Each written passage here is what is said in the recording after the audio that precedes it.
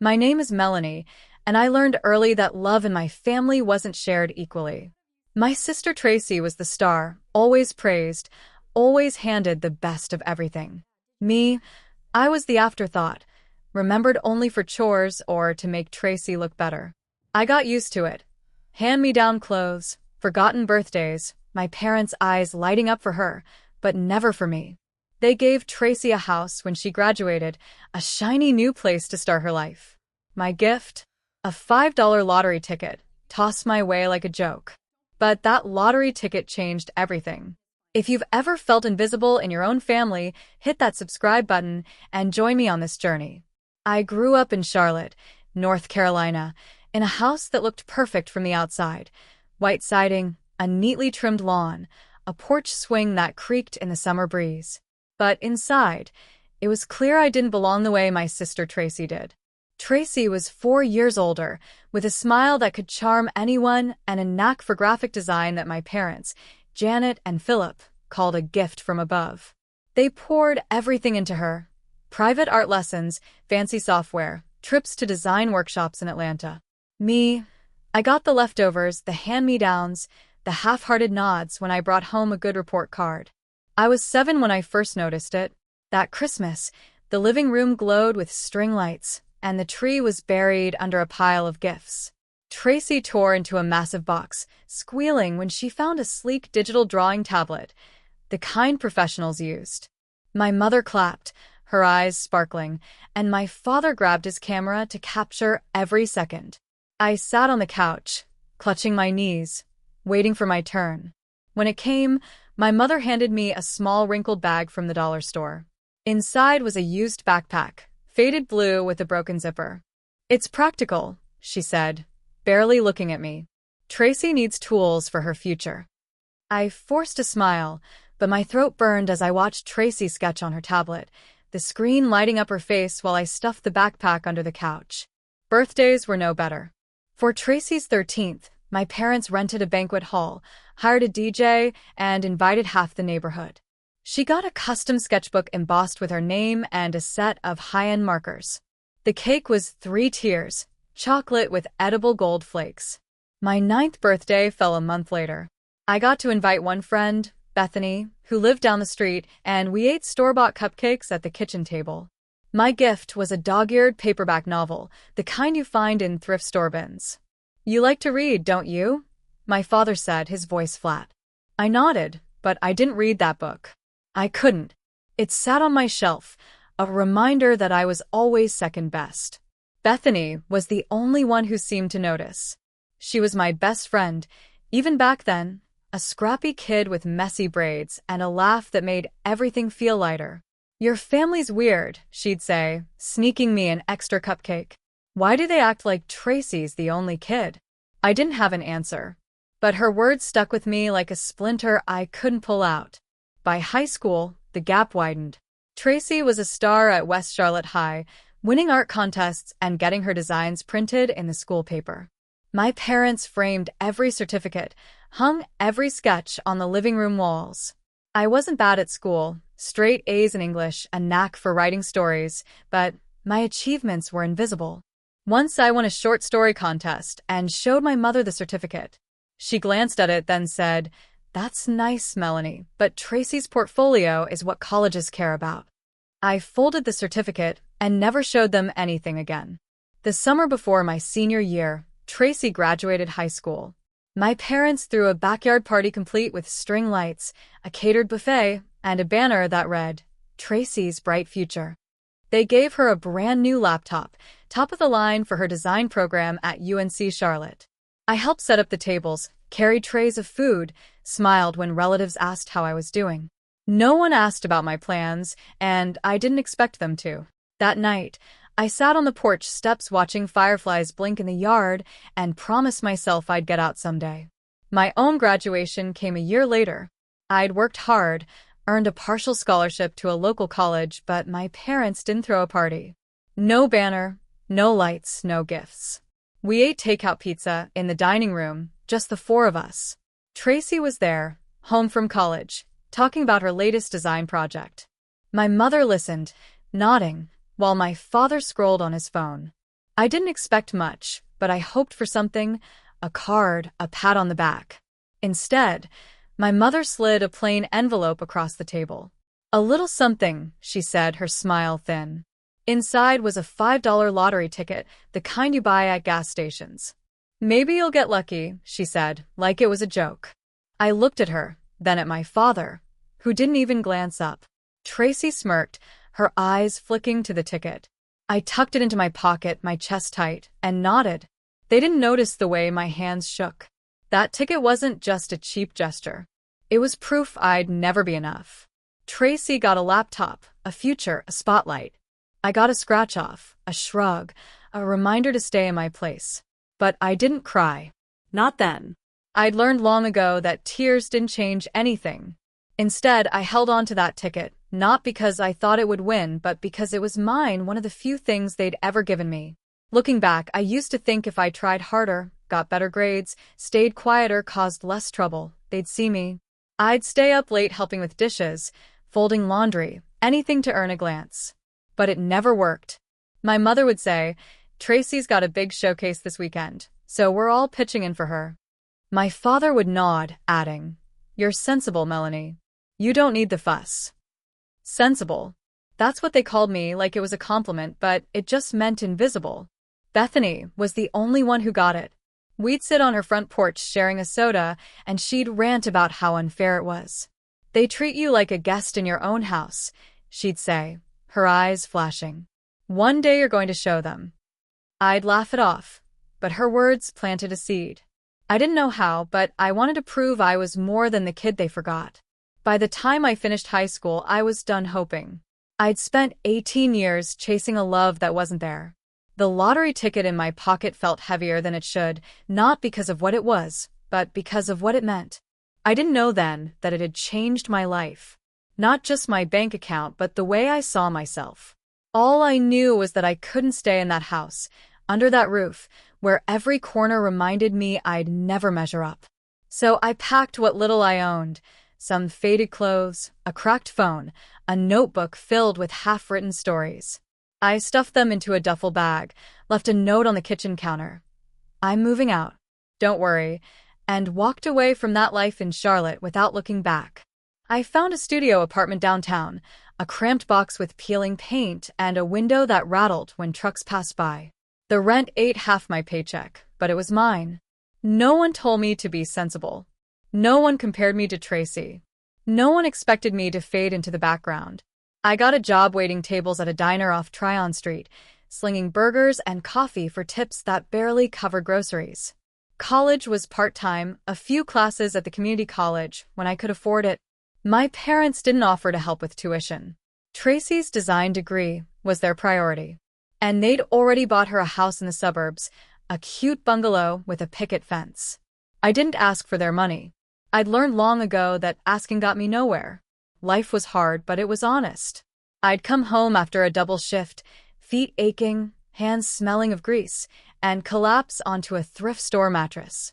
The apartment was quiet, just the hum of a cheap fan and the distant wail of sirens. For the first time, I felt lighter, like I'd shed a weight I hadn't known I was carrying. My family didn't call, didn't text. The group chat, where I was still technically included, was all about Tracy. Photos of her new house, her latest design project, my mother's gushing captions like, "So proud of our star." I'd scroll past, my thumb hovering, then lock my phone. Bethany was the only one who checked in, dropping by with a pizza or dragging me to a late-night coffee shop. "You're better off without them," she'd say, her eyes fierce. I wanted to believe her, but sometimes in the quiet, I wondered if I'd ever stop feeling like the kid they forgot. That lottery ticket, the one my mother had tossed me like a pity prize, stayed in a drawer by my bed, buried under loose change and a stack of unpaid bills. I didn't scratch it, didn't even look at it. To me, it was a symbol of their indifference, not a chance at anything real. Every few weeks, I'd open the drawer, see its crumpled edge, and shut it again. It wasn't about the money. I didn't believe in luck. It was about what they thought I was worth. A $5 gamble, nothing more. Months turned into a year, then two. I was 20 now, juggling diner shifts and college assignments, scraping by on instant noodles and stubborn pride. One Friday night, after a grueling 10-hour shift, I came home to a flickering light bulb and a final notice on my electric bill. I sank onto the floor, exhausted, staring at that drawer. Something nudged me. Not hope, but defiance. I was tired of carrying their dismissal, tired of letting that ticket define me.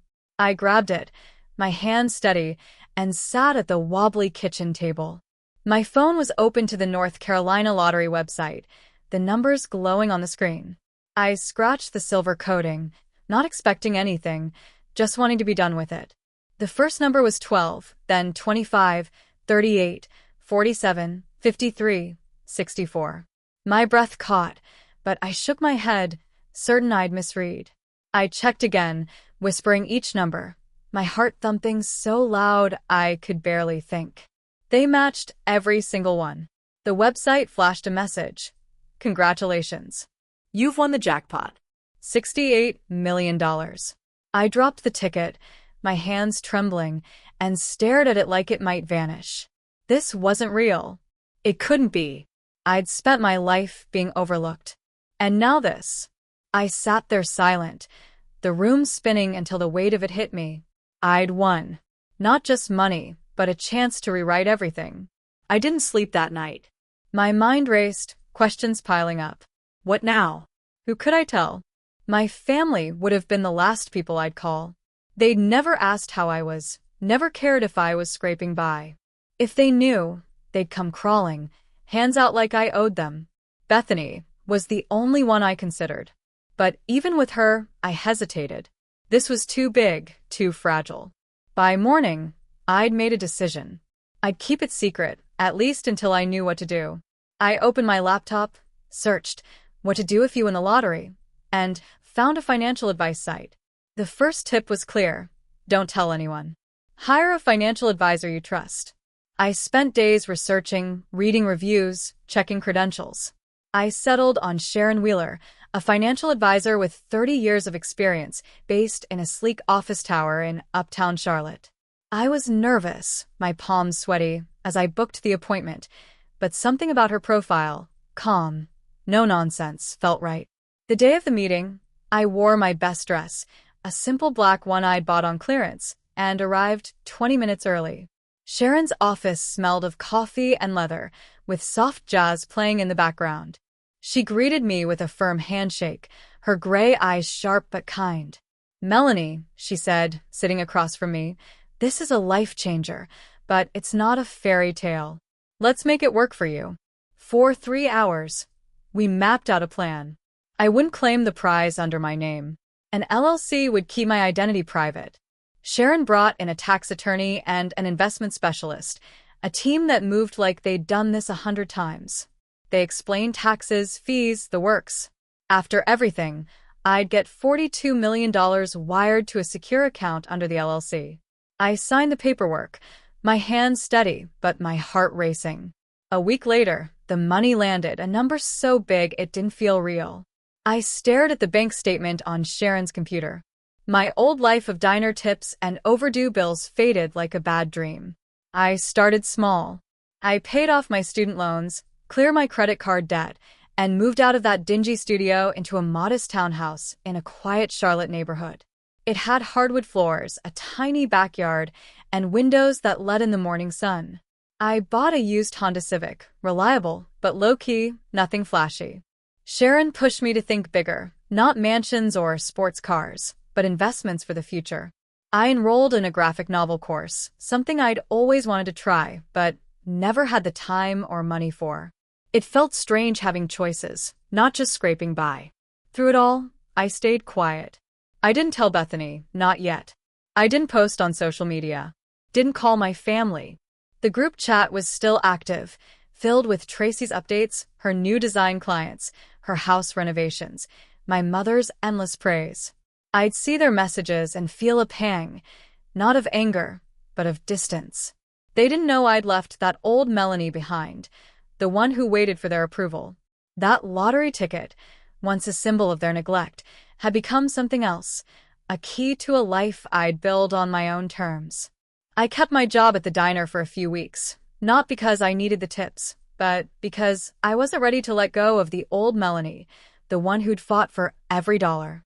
The regulars noticed a change, though. "You're smiling more," one guy said, sliding his empty coffee cup across the counter. I shrugged, but he was right. For the first time, I wasn't carrying the weight of my family's indifference. I quit the diner a month later, leaving a thank you note and a $100 tip for the cook who'd always saved me a slice of pie. It felt like closing a chapter written in grease stains and late-night shifts. With Sharon's advice, I enrolled in a graphic novel course at a local art institute. I'd always loved stories, writing them in high school, sketching characters in the margins of my notebooks, but my parents had called it a waste of time, not like Tracy's real design talent. Now I had the freedom to try. The classes were small, filled with people who talked about panels, and inking like it was their whole world. I'd sit in the back sketching, losing myself in worlds I created. It was the first time I felt like I was building something for me, not to prove a point to anyone else. I stayed off social media, kept my life private. My townhouse was registered under the LLC Sharon set up. My car, a used Honda Civic, didn't scream money. I didn't tell anyone about the win, not even Bethany. She'd been my rock, the one who'd seen me through the worst. But this secret felt too big, like it could change even the best things. We still hung out, grabbing coffee or watching bad movies at her place. "You seem different," she said one night, sprawled on her couch with a bowl of popcorn, "like you're not stressed all the time." I laughed it off, said the diner was just slow, but her words made me nervous. I wasn't ready for questions, not yet. My family was another story. The group chat, where I was still a ghost, kept buzzing with Tracy's updates, photos of her renovated bungalow, her latest graphic design gig. My mother's captions like "Tracy's killing it" filled the screen. I'd glance at them, feel a dull ache, then put my phone away. They didn't call, didn't ask how I was. Once I texted a simple, "Hey, how's everyone?" No one replied, not even with an emoji. It stung, but it wasn't new. I'd stopped expecting them to care years ago. Sharon became more than an advisor. She was a mentor, someone who saw potential in me beyond the money. We met monthly, reviewing investments, stocks, bonds, a small stake in a local startup. "You're not just rich," she'd say, her voice firm. "You're building a legacy." I started to believe her. I bought a few nice things, a leather journal, a decent laptop for my graphic novel work. I planted lavender in my backyard, a nod to the dreams I'd buried as a kid. Every morning, I'd sit on the porch with coffee, watching the sunrise, and feel a peace I'd never known in that old house with my parents. But secrets like mine don't stay buried. It started with Bethany, of all people. She'd come over to my townhouse one Saturday, her eyes wide as she took in the hardwood floors and the view of the oak-lined street. "Mel, this place is gorgeous," she said, running her hand over the kitchen counter. "How are you affording this on a diner paycheck?" I mumbled something about savings and a side gig, but she didn't push. I thought that was the end of it. A week later, she was at a bar with some coworkers, chatting about me. Nothing malicious, just proud. "Melanie's got this amazing new place," she said, according to a friend who overheard. "She's doing better than any of us." That friend told another, and soon whispers were floating around Charlotte's small world circles. I didn't notice at first. I was too busy with my graphic novel course, sketching a story about a girl who rises from nothing. But then my phone started buzzing. A text from an old high school acquaintance. "Heard you're living large now, Mel. What's the deal?" I ignored it, my stomach twisting. Then came an email from a distant cousin asking if I was sitting on some cash. I deleted it, but the unease grew. The final straw was a message in the family group chat, the first in months that wasn't about Tracy. It was from my mother. "Melanie, we heard you moved to a nice place. Why didn't you tell us?" No warmth, just curiosity, like she was sniffing out a lead. I stared at that message, my coffee going cold. Tracy chimed in an hour later. "Yeah, Mel, what's up? Spill the tea." Her tone was playful, but I knew better. My father didn't say anything, as usual, but his silence felt heavier than ever. I didn't respond. I couldn't. The idea of them knowing, guessing even, made my skin crawl. For years, they'd ignored me, left me to scrape by while Tracy got everything. Now, because of a rumor, they were circling like vultures. I locked my phone, my hands shaking, and called Sharon. Rumors spread fast, Sharon said, her voice calm but serious. You need to tighten things up. She suggested re-registering my assets under a new LLC layer, changing my mailbox to a P.O. box, and avoiding flashy purchases. I followed her advice, but the damage was done. 2 days later, my mother called. I let it go to voicemail. Her voice came through syrupy. Sweetheart, I just want to catch up. It's been so long. I didn't call back. Tracy texted next, casual, like we were buddies. Hey, saw you're doing well. Want to grab lunch? I left it on read. Bethany came over that weekend, apologetic. I didn't mean to start anything, she said, her face flushed. I was just bragging about you. I hugged her, told her it wasn't her fault, but inside I was reeling. The life I'd built, quiet, mine was slipping. My family's sudden interest wasn't about love. It was about what they thought they could get. I'd seen it before in the way they'd fawned over Tracy's every win, expecting her to reflect their glory. Now they saw me as a ticket, not a daughter or a sister. That night, I sat in my townhouse, the lavender scent from the backyard drifting through the open window. I opened my laptop, stared at the graphic novel I'd been working on. The main character, a girl with no name, was starting to take shape, strong, unbroken, free. I wanted to be her, but my family's messages kept buzzing in my mind like flies I couldn't swat away. I didn't know what they'd do next, but I knew one thing. I wasn't the Melanie they'd ignored anymore. Whatever they wanted, they'd have to face the woman I'd become. A week later, my mother called again, her voice bright through the voicemail. We're having dinner this Sunday, Melanie. Just the family. We'd love to see you. I stared at the phone, my thumb hovering over delete. Part of me wanted to stay away, to keep the peace I'd built in my quiet Charlotte townhouse. But another part, the part that remembered every forgotten birthday, every cheap gift, wanted answers. Why now? What did they really want? I texted back, short and simple. I'll be there. I wasn't sure why I agreed, but I needed to face them, to see if they'd changed or if I'd just been fooling myself all along. Sunday evening, I drove to the old house in Charlotte, the one with the white siding and the creaky porch swing. It looked the same neatly trimmed lawn, same faded curtains in the windows, but it felt smaller, like a memory I'd outgrown. I wore a plain sweater and jeans, nothing flashy, my used Honda Civic parked out front. My mother opened the door, her smile wide but brittle, and pulled me into a hug that lasted a second too long. You look good, she said, her eyes scanning me like she was searching for clues. My father gave a curt nod, his face half hidden behind a newspaper. Tracy was already at the table, her hair pulled back, her smile practiced. Hey, Mel, she said, like we'd just seen each other yesterday. Dinner was a performance. My mother served roasted chicken and mashed potatoes, the kind of meal she'd make for special occasions, but the air was thick with unspoken expectations. Tracy dominated the conversation, talking about her graphic design gigs, her plans to take things to the next level. My mother nodded along, her eyes gleaming with pride, while my father grunted in agreement. I sat quietly, picking at my food, counting the minutes until the act was over. They didn't ask about my life, not my job, my classes, nothing. It was like I was a guest, not a daughter, just there to fill a seat. As dessert hit the table, a store-bought pie cut unevenly, my mother cleared her throat, her fork tapping the plate.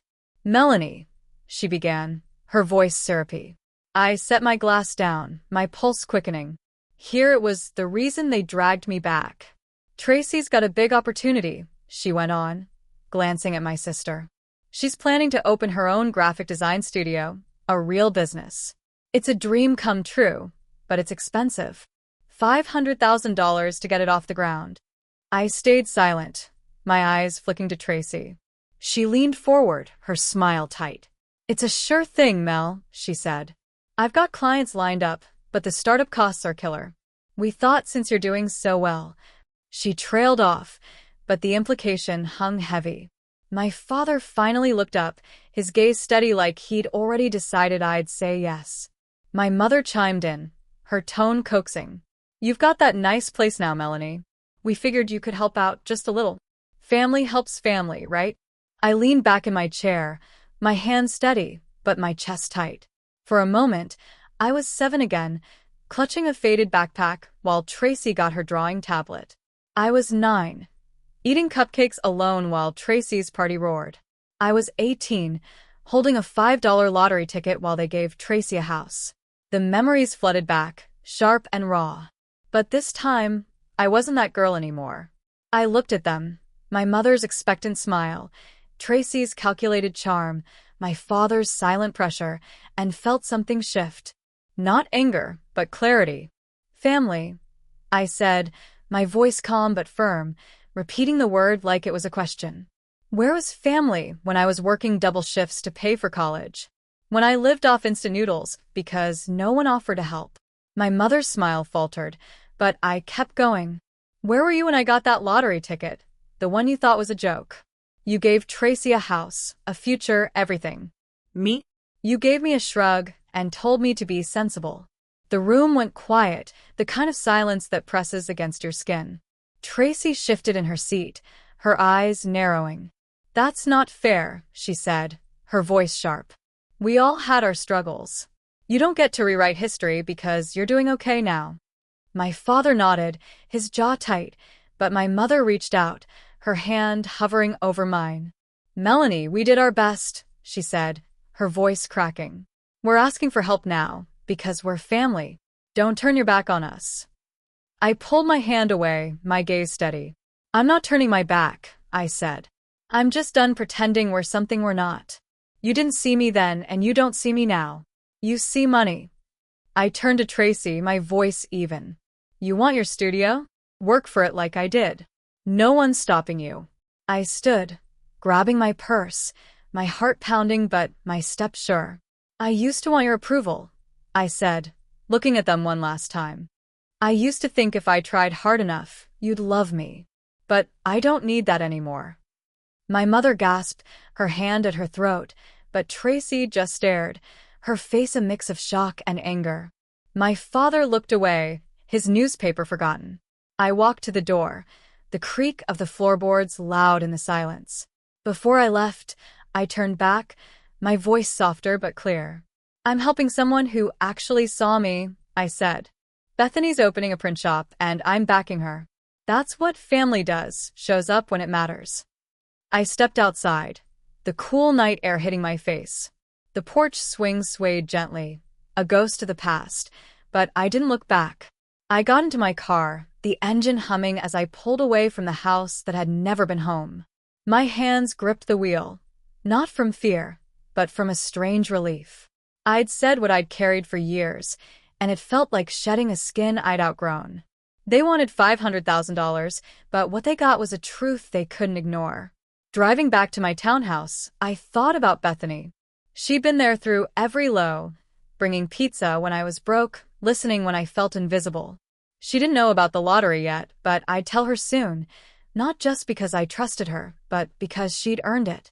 I'd help her open that print shop, not to prove a point to my family, but because it was right.